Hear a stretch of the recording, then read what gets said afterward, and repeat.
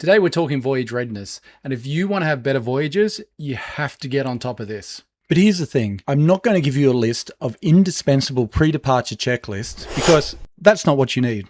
What you need to understand is the principle behind why these checklists work, then the tools you need to apply these principles in your own voyages. This is going to be the 3 core principles of voyage readiness, and if you can understand this, you get a lot more enjoyment out of your trips. I know this because I'm a boat owner and I build voyage readiness software. I've also spent the last 15 years working with safety critical medical devices, and a lot of what I learned there I've applied in my software. Tip number 1 is the foundation of everything. Identify your blind spots. What do I mean by that? Readiness is a total concept we can divide into 4 areas. First, we have what is visible and what is managed. In other words, the known knowns. We know what they are, the known knowns. We all have common wisdom about the things we have to check on our boat: fuel filters, impellers, oil, and we might even have checklists for managing these things. Now, for some people, that is what readiness means, what they manage. But let's take a look at the other areas of readiness. Then we have the known unknowns, the items we're aware of, but we've never really checked their status. For example, that seacock in that tight space behind the engine, and we have no idea about its condition. This represents one of the gaps in our boat's readiness. Next, we have a very important area, which is our instinct and experience, or in other words, the unknown knowns. So what does that mean? Instinct happens below the conscious level. These are just things that we do naturally.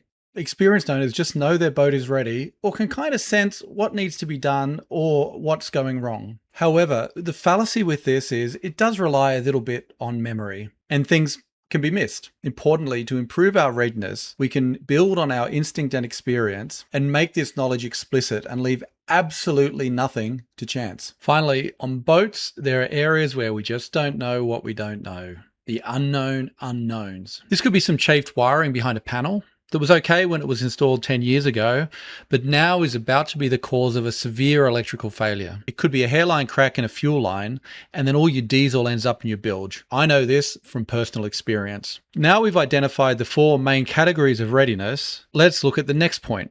How ready do you want to be? On deciding how ready you want to be, it's really a process of explicitly moving everything into this known and managed box. It's really that simple. You work through every area to make sure that everything is managed. For example, my boat Lunreath.